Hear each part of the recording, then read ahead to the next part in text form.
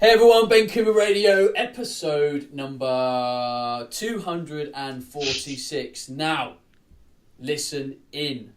You know I'm a massive fan of the mindset side of everything that we do. I think it is the holy grail in everything we're trying to achieve, from body composition to life performance to career, all that kind of stuff. Now, we've talked about mindset a lot on the podcast, so I'm not going to start wading in and saying you need to think more about what you're doing, that kind of stuff. We're going to go deep on the emotional side today. Now, if you remember, I covered this topic quite a bit with Stephen Ace when he came on the show, and we talked a little bit about the emotional side of eating. Now, for me, the emotional side of eating is absolutely huge, because the reality is most of us know how to eat.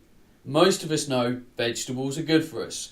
Sweet processed stuff is bad for us. That we need to eat a moderate amount of this and that. So why don't we do it? That is the key thing. Why do we not do it? Where are the roadblocks happening? And I've found out one of the best around the globe, who is currently across the pond with one of those silly accents. Sam Skelly, welcome to the show. Thanks, Ben. Thank you so much for having me on. Is Sam okay, or do you like Samantha? You know, you can go Sam, you can go Skelly, which is my last name. You can go Samantha. My mom calls me Samantha when I'm in trouble, but you just, pick your own adventure, Ben. Just call me what you want. I got you. I have to check, because you might be sitting there, blood boiling under the surface. He's just abbreviated my name, because, sometimes someone will write you an email and they'll sign it off Samantha, but your automatic thing is, surely they're called Sam. So then you say Sam on the reply, and then you've already fucked them off, basically. I noticed, so I sign my emails SS. I'll be like, all love, SS, and you emailed me back being like, hey, SS. And I was like, this guy's awesome. And just intuitive. Sam, before we talk about loads of more non-essential things, really, introduce yourself to the audience. Like, why are you around in the fitness industry? Who are you? What's the story? And why are you relevant to people's journeys? Yeah, so my background, I was in film and television. So I worked in film and television my entire life from when I was like 3 years old. I was a child actress. I was a stunt double. I was a dancer. So I was always on a stage or in front of the camera. And when I quit dancing, I'm like, what can I do? What is sort of like dancing, but not dancing? So I took on personal training, and I was a personal trainer for years. I started my first company, in your land, in London, where I was a mobile personal training company. And that was incredible. And what I was realizing, that it was amazing to, give people meal plans and see them, progress in what they're doing. However, we weren't touching on what was the driving force behind their behaviors. And that was the stuff that I was super interested in. And the reason why is because I went through my own struggle with obsessively dieting. I was on over 50 diets in less than 4 years, and I still felt, I just did not feel fulfilled. And I was obsessively exercising, and I was constantly, reaching for something outside of myself. So I saw it in myself and in my clients. So when I went back to Canada after I got deported, like I was telling you, Ben, I realized I want to change the fitness industry by working on the emotional level, not the behavioral level. I want to get to the depths of what we believe, and how can we shift that in order to change our behavior, so weight loss becomes the result of doing the work. It's not the focus. And so that's my whole moonshot goal, is helping people not put band-aids on bullet wounds with restrictive dieting and over-exercising, but look at the emotional weight that they're holding on to. Because I strongly believe that physical weight on our body is a representation of the emotional weight that we're carrying. And when we can tap into that, not only do we create sustainable long-term transformation, we do it from a place of love and acceptance, and not fear and hating our bodies and getting ourselves into that cycle of restriction. Talking of this love and acceptance, now this is something that I have talked about before, and I've actually just filmed a video where we sort of panned this camera around me where I'm wearing nothing but my boxers. And the reason why I did this is to show that I, as a person, am not perfect. And and that obviously depends through the glasses that you're wearing looking at me. some people might look at me and go, oh Ben, you know, your upper body's a bit bigger than your lower body, your nose is a bit big, you're ginger, like all this kind of stuff. Now, because we view our bodies in this completely imperfect way, because we see so much perfection in the world, how do you package this advice to someone to say, okay, cool, in the eyes of loads of people, you are not perfect. You don't have the greatest ass or the greatest face or just whatever. Yeah. But the only way you can move forward is by loving yourself implicitly, despite all the odds. How do you package that for someone when someone is in quite a bit of a dark place with it? Yeah. Well, it's interesting. You have to speak to their fears first. And I've heard a million of them. And the most common fear I hear when I'm like, you need to, like, we have to start from a place of acceptance, because true transformation starts from a place of acceptance and love. And the biggest objection I get is, how can I accept myself when I hate myself? And the fear that goes with that is they're scared that if they accept themselves, and they'll stay stuck and complacent and they won't change. And that's like the biggest myth in the book. When we are able to like not deny what is, but fully like embrace it and go, okay, I'm just going to love and accept what is right now, and have an intention that I'm committed to being the best version of myself. That's what creates, not only like is the journey getting there so much easier, we're able to just not deny a part of us. Because when we start to create like separation in our bodies, that creates havoc and chaos. We're like fighting against something. We're fighting against what is. And whenever we're in a space of that, we're going to do like that self-sabotaging thing. We're going to like make a little bit of progress and then throw in the towel, and then make a little bit of progress and throw in the towel, because we're operating from a place of like fear and lack. When we can like fully own and say, okay, it is what it is. I'm 50 pounds overweight. My body isn't like, you know, as mobile as I would like it to be. And this is what I'm working with. So I'm going to love it endlessly, because at the end of the day, your body did not create your body that way. You know, your body is the way it is because of your mind. Your mind did not decide to overeat. Your body didn't decide to overeat. It was your mind. So when your body is a manifestation of the decisions of the mind. So we have to like really understand that. So ultimately, body shaming and body hating makes no sense at all, because your body is simply just responding to the decisions of your mind. So when we can understand that and start from a place of acceptance, there's so much more room to like move and transform and to transcend into the best version of ourselves.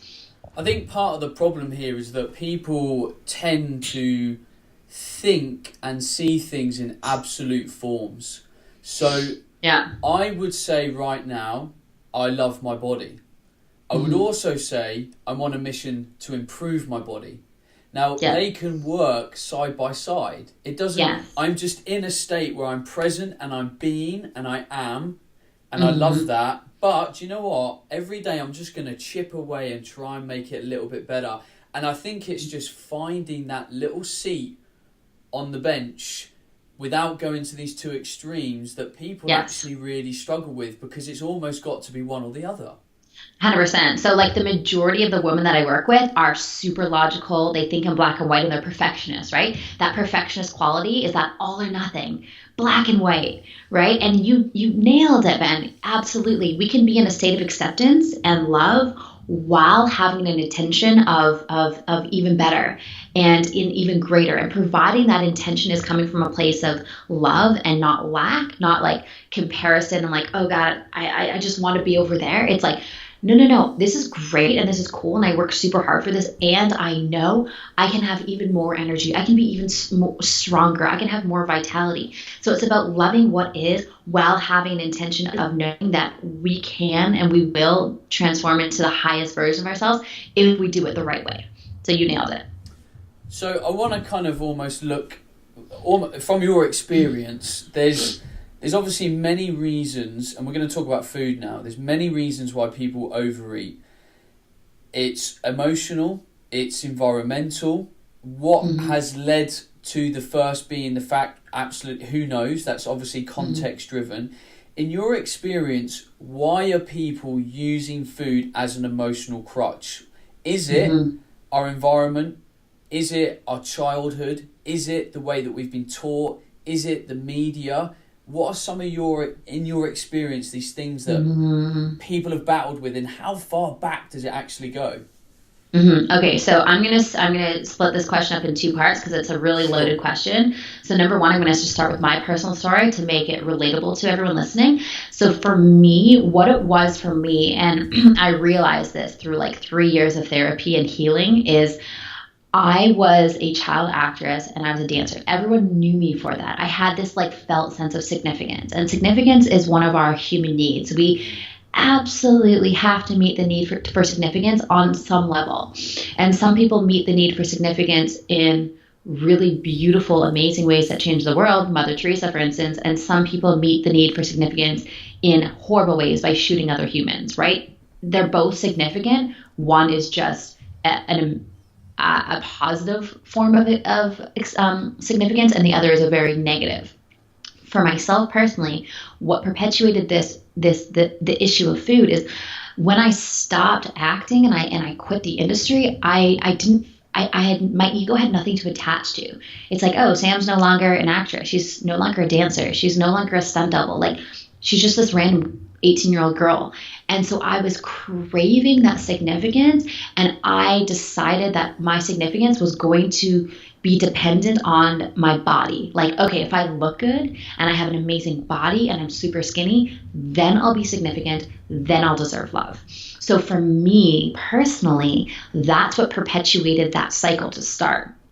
And so I was so terrified, like any weight on my body would mean I'm not significant. And because that's fundamentally one of my human needs, it was like death to the ego. It was like terrifying. So I kept myself so terrified and so stuck in that cycle. That was my story.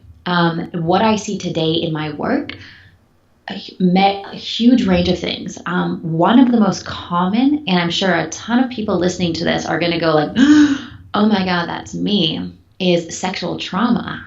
Sexual trauma and a history of sexual abuse. Whereas because that happened to them, they're terrified of it happening again. So they literally create a physical barrier to intimacy with their body, right? They eat, so they gain weight. So it creates this barrier to that happening again. That is so common. I would say 30-40% of my clients have experienced some sort of sexual trauma, whereas the severity of the event does vary, but it has happened and it created enough trauma in that person's life for them to develop a dysfunctional relationship with food. That is a very, very common one. And then we have things like loneliness, right? Food, when we eat food, it's like that felt sense of like nostalgia, comfort, certainty. And if we're lacking those emotions, say someone's single and lonely and they really want love, but they don't want to put themselves out there, and they don't know how to express themselves like that, they'll use food to fulfill those feelings that they're actually craving. And so it's really not about the food. Like, binge eating is not about the food at all. It's all an emotional thing. Like, what are we actually hungry for? What is that emotion that we're trying to fulfill with food? So as a starting place for people that have identified this, now obviously identification is the first step. Yeah. What advice? Because the problem is the step of identification is painful. 100%. We then view the reality of the situation that they are having drastic self-destructive behaviours, and that the situation that they are in is largely, I'm going to say their fault, but it's not, because for example, you mentioned some form of sexual abuse or sexual trauma. That's not directly their fault. The problem has happened as a result of that event. Yeah. So what advice do you bring people into a good place to be able to feel confident and comfortable to say, man, this is my problem to deal with? Yeah. So you're right. When we have awareness over the issue, it heightens the pain. Food suppresses the pain, right? So when we are feeling that emotion, food actually acts as a drug, right? Suppresses the pain so we don't have to deal with it. Now, the aftermath and the backlash of that is the fact that then we have like the guilt and shame of eating the food, and that's a different conversation. But in order for someone to truly heal their relationship with food, they have to sit with the pain. They have to be in the shit. They have to realize that they can't numb that pain anymore and suppress it. Because what they're doing is they're resisting it. They're not allowing it to come through. And what we resist persists. So every time you deny that emotion, it gets stronger, it gets stronger, it gets stronger. So what starts as like a little intuitive hunch starts to have like a little bit more anxiety, and then a little bit more, and then a little bit more. And then it just like slaps us across the face and gives us like a wake up call, like, okay, I need to do something about this. But that person has to be willing to take that journey, because it's not easy. And it's so much easier to sit on the couch with a bag of Doritos and like forget about it for years on end than it is to be like, okay, I'm not going to numb this pain. I'm going to sit with it. I'm going to allow the pain to be a catalyst for growth, and I'm going to learn, and I'm going to get curious, and I'm going to do it from a place of compassion and not self-hatred, because self-hatred is binge eating, right? That's an act of self-violence. It really is. It's like, it's we're denying what is. We're not allowing ourselves to heal. We're just like stuffing down that wound, and that's an act of self-violence. So the person has to have a sense of courage. Like, they have to be courageous. They have to be ready for it. And the pain of the suppression has to be high enough for them to make a change, or else they won't. So that's obviously one part of the problem. And that is about the person in a isolated case with their own thoughts and their own progress. Now, I suppose the problem with that is it usually involves other people, whether that's present or immediate, as in like a partner or a spouse or someone close to you, or that there is people in the environment that are going to kind of block that. Now, I think the other problem people will have is, okay, actually, my partner is part of the problem.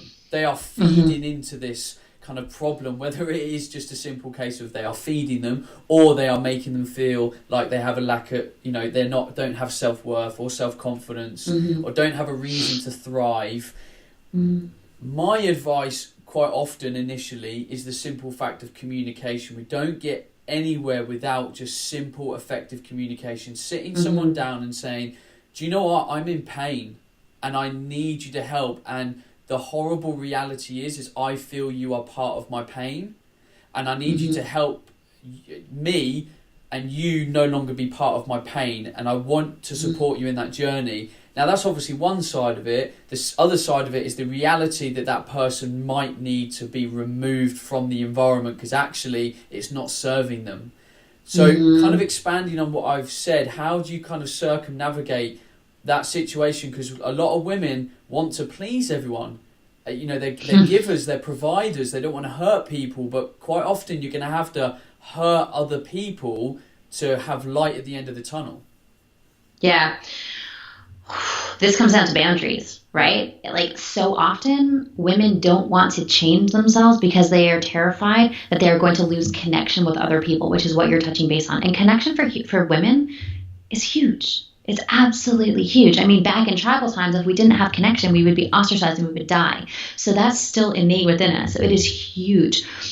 And we have to ask ourselves, like, if this person in our life is the catalyst for like a lot of these emotional things happening, whether they're abusive or whatever, we have to then check in with our standards and say, okay, am I really willing to live my life to please this person and have myself suffer? Or am I prepared to set a boundary and to cut the necessary people out of my life so I can actually thrive and become the highest, best, and most authentic version of myself? And that really comes down to like that, again, courage. Do you love yourself enough to be able to identify what is sucking your energy? What's like a cord that's sucking your energy?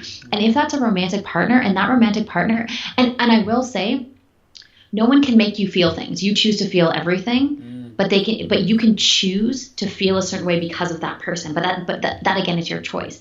It's your choice to stay and have that person, in your life that you're choosing to feel a certain way. Or it's also your choice to say, you know what, actually, I'm deciding that I'm no longer going to be a victim to this, and I'm going to cut you out of my life because I know I deserve better.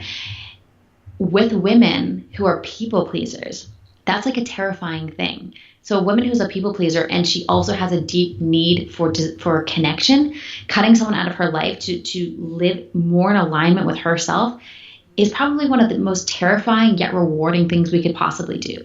When we clear all the toxins and all the negative energy out of our lives that is distancing us from becoming in alignment and becoming the best version of ourselves,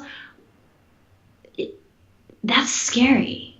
And it's essential for us to get back in alignment and live how we actually say we want to live. And again, that comes down to standards. So we've identified where problems might lie in our environment and with our emotions and where we're at. We've kind of hopefully made a bit of a plan to tackle that environment head on and bring in the people that are potentially aiding this environment, which I'll call it poisonous, quite an aggressive word, but it is a poison that is getting itself into more areas of the body. Once we're at that stage, are there certain processes that you try and get people to then go through to empower themselves moving forward? Because in any step or any processes of change, I always believe that there needs to be periods of time where you prove to yourself you are powerful. So it's like 100%. On a diet. If I'm going to lose 2 stone on a diet, I don't want to focus on the 2 stone that I've got to lose. I want to focus on this next week and losing 2 pounds. Then when I get to the end of the 2 weeks, I can look back on that week and go, I lost 2 pounds. That means next week I can do it. I know what to do. I can do this. So what processes do you try and teach people to kind of empower them on their journey? Yeah, absolutely. So I think we touched on like a really powerful first step is like awareness. What is actually going on and what is it costing you to stay stuck where you are? There's a huge cost to be in a fight with food and hate your body and use food as a drug. Huge cost to that. And I'm not talking financially. I'm talking quality of life. I'm talking happiness. I'm talking, you sacrifice things. You sacrifice the things that you actually want to do because you're constantly inundated with this mental chatter. So having awareness, number one, of like the cost of it is super, super important. Number two, it's really important to visualize and focus on the end result. So often when we're dieting, it's like all we think about is like obsessing over the behavior, and we don't actually focus with strong intent on the end. How do you actually want to feel? When you wake up in the morning, how do you want to feel? When you're around food, how do you want to feel? Do you want to like using food for health and hunger? What is that going to feel like? What is the emotion that you want to feel on a day-to-day basis? Most of my clients say they just want like peace in their mind and like a lightness in their body. Cool. Let's start there. Like, what does that actually feel like? I always say, try it on for size. Act as if, because when we can act as if and we trick our mind that we're like, hey, it's already done, the process of getting there is so much easier because we're already connected to the end result. So often we get so caught up in like the how to do it, and in the behavior and in the day-to-day, we lose touch with the end result and the goal, and then we throw in the towel because it's too hard. When we are 100% committed to the intention, the obstacles disappear and we're able to just focus on that. So an exercise that I love doing with my clients is like, imagine the highest, best, and most authentic version of yourself. Put yourself there. Think about like a day in the life. Like, what are you doing? How are you showing up in conversations? How are you showing up in relationships? Then write a letter from that version of yourself to who you are today, like explaining what your life is like. Because I am super clear that as humans, we can create anything we want. And everything in the world is created twice. Once in the mind and once in the real world. This jar was created in someone's mind first, and then they're like, okay, cool. Now let's figure out how to actually make the physical manifestation of what I created in my mind. It's no different when human transformation. We have to get super clear on the end result. What is it going to be in our minds, and visualize it and focus on it. And then the physical manifestation will come through the journey of getting there, doing like the little actions every day. That's like number two, like really get clear on what that is. Number three, just don't believe anything you think, just so often we like think a thought and then we identify with it. If the thought is like, you're not good enough, that thought comes into our mind and it's like, oh my God, I'm not good enough. Let me find all the reasons why I'm not good enough. And as soon as we believe that, our brain automatically, we like anchor in that belief, our brain automatically will find all the reasons in our life why we're not good enough. And that's just a thought. Like we can choose fundamentally to not believe that thought.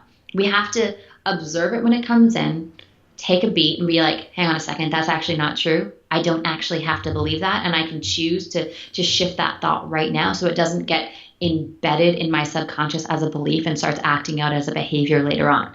So that's number 3, is like, be the observer of your thoughts. Don't identify with them. Especially when we're going through transformation, there's a lot of stuff that comes up. There's a lot of emotion that comes up. There's a lot of anger. There's a lot of sadness that can come up. And if you know that you, like, your soul, your body is this beacon of like light and love, and that's all you are, and over top of it is like fog with like beliefs and thoughts and all of these things, you can just simply observe all of that stuff going on in your body and in your mind, and you don't have to believe it. It's not a part of you. You can choose to dismiss it, or if it's an empowering thought, then yes, you can embed it. And so when we know that we're like, we can craft this out and we can master this out, that's the essence of self-mastery, knowing that we have choice. We can choose these things. We can choose how we believe. Choosing our beliefs is freaking powerful, because from there, that's what creates our thoughts, right? We believe something, and then we think something. And then when we think something, we feel something. You know, as soon as you have a thought in your mind, what happens? Your body reacts to it. It's like, okay, I'm thinking about like whatever, say like a holiday coming up in 2 weeks. Automatically your body's like, oh, I'm excited. Or if we think like, I'm not worthy, your body reacts to that as well. And so beliefs, thoughts, feelings, our actions are dictated by our feelings, right? When we're feeling in a super high vibing state, our actions are going to be positive. If we're feeling like lethargic and low and shameful and guilty, our actions, our behaviors are going to be in another way. So ultimately, your behavior and your quality of life always comes down to what you believe. And the problem is with the weight loss industry, in my opinion, is we're so obsessed with manipulating our behaviors and changing our behaviors, and we don't take into consideration the driving force of all of this stuff, which is our beliefs. So I think those 3 steps are awesome, and I think what we need to look at now with sort of people's understanding of the mind is actually it's probably a lot harder to progress with some stuff with the mind, because the mind is a very untangible thing for a lot of people, because it's not physical. And that's a problem for a lot of people. When we see the world, we feel the world, we interact with the world, but we interact with our mind on an everyday, every second level, and it actually loses its meaning, which is a sad thing. Like, if I go into the gym, I can do reps. I can see myself doing the reps, the benefit of the reps, the improvement of the reps.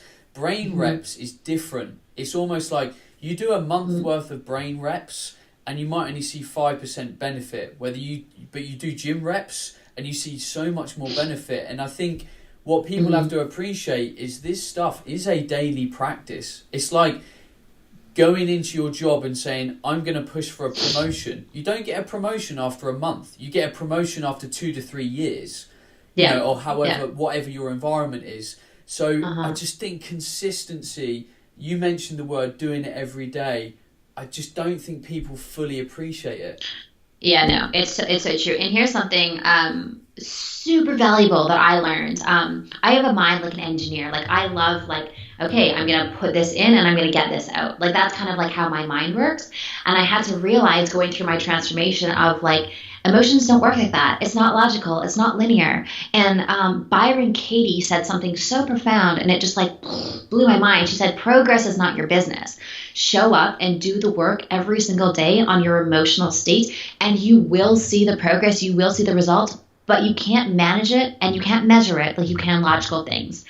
And when I learned that, I was like, oh, that makes so much sense, because I was hitting the wall. So I'm like, dude, I meditated for 10 minutes for the last 5 days and I still feel like a bag of balls. Like, what is going on? And I didn't understand, like, why I couldn't get this. And then I realized, like, okay, that's none of my business. I get to be curious about how this works when I just show up and do the work every single day. And then I'm like, oh, cool. Wow. As a byproduct of me doing that, this was the manifestation. This is the ease that I feel. This is how much lighter I feel. So don't get tripped up in seeing the results right away, because you're just not going to. So when we're attached to a certain outcome, or we think that we're going to have a certain result and it doesn't come, that's when we self-sabotage and say, I can't do this. This isn't for me. Emotions don't work like that. We can't integrate logic with emotions. It doesn't work. It doesn't work. Sam, I don't want to overload people too much with today. I want people to have a really clear outcome of what you feel they can do as a result of this chat today. So I'm going to kind of wrap up this interview. Yeah, cool. Based on what you've said today, do you think there's anything else that you want to get off your chest that you think can kind of wrap up this conversation that we've had today and that can, I suppose, help people as much as possible? Yeah. So I think one of the biggest things people experience when they are dealing with emotional eating and binge eating is you number one, feel like you're the only one, right? Like, I'm the only one doing this. And number two, you constantly think that it's something outside of yourself that is going to be the golden ticket. Like, you get into consumption mode, and I'm not just talking about food, but I'm talking about information too. You're constantly consuming, like figuring out, trying to like figure this out, and it's all in your body. So once we integrate head and heart, mind and body, and you get into your body and you practice what I talked about, like sitting with your pain, getting curious with your pain, and knowing that your pain is a catalyst for growth, that is what is going to unlock tremendous healing. And also in that process, know that your body is not going to give you anything that you can't handle. So anything that comes up through that process, you're going to be able to handle it. Trust that. Trust that. You don't need anything to heal your relationship with food. It's all within. You know how to use food for health and hunger. This is how humans were fundamentally designed. You did it for the first couple of years of your life, and then you kind of got off track. Bring it back home. Everything you need is within you. And don't be afraid of what is suppressed, because you're going to be able to handle it. There you go. Nice. People, that I'm a massive fan of Mastering the Mind, and hopefully we've just come at today from a slightly different angle, and we've just chipped away at this kind of beast that is the mind, the beast that is our emotions, and know that, you're not alone in any of this. Like, you can reach out to me, you can reach out to Sam, you can reach out to other people that we've had on the show about conquering what you feel is in front of you and the best person to guide you on that journey. And that might be me, Sam, someone. It doesn't matter. You've got to resonate with that person that can kind of help you and find the best information for you. But know the mind is a muscle. You've got to do mind reps. You've got to do emotional reps. You've got to meditate, for 5, 10, whatever minutes, multiple times a day. Just like you've got to stretch that muscle that your physio tells you to stretch because it is kicking your ass or, making your back hurt or whatever you do. Please appreciate the investment is the same, if not probably more. If not probably more.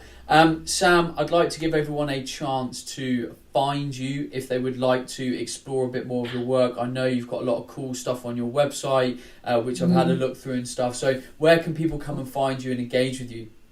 Cool. We are Hungry for Happiness, basically on everything on the interwebs. So hungryforhappiness.com. You can find us Hungry for Happiness on Facebook, Hungry for Happiness on Instagram.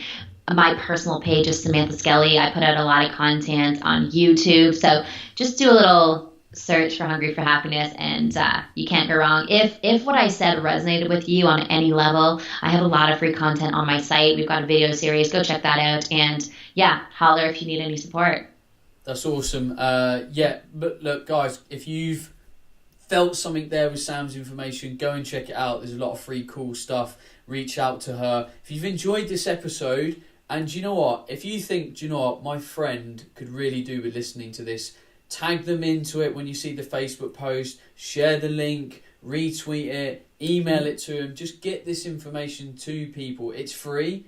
It's out there. We're trying to help people. It's not just you listening to this. You can help other people with this information. Sam, thank you again for being on the show.